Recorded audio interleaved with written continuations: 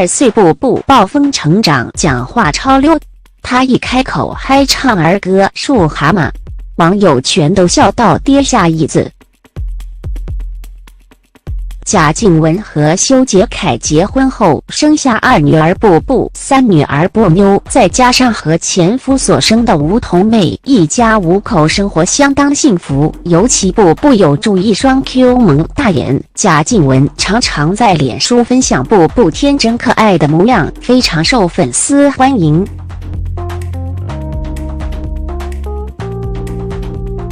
广告请继续往下阅读。图片来源：脸书修杰楷。上一次贾静雯在脸书分享步步学唱《大象大象》，虽然步步口齿不清，但是超可爱的样子已经有100万人观看。这次贾静雯又叫步步学会新歌，不过影片PO出来以后，让粉丝听了一头雾水，到底是唱了什么了？图片来源：脸书修杰楷。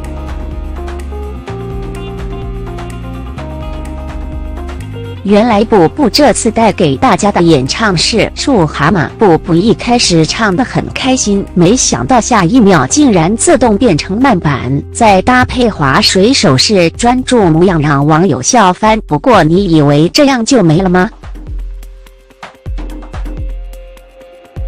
图片来源：脸书修杰楷。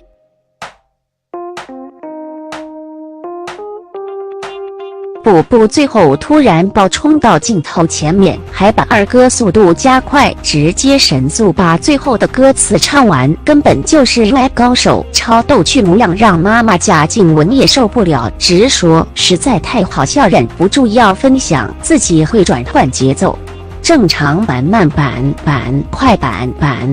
这次唱歌你们听懂了吗？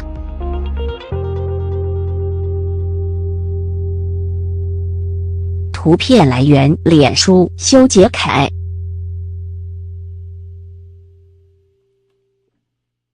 网友看了影片纷纷表示，虽然不知道在唱什么，但是也太可爱了，怎么有这么疗愈的歌呢？我要放在手机当铃声，原来我们家步步是编曲家啊！图片来源：脸书修杰楷。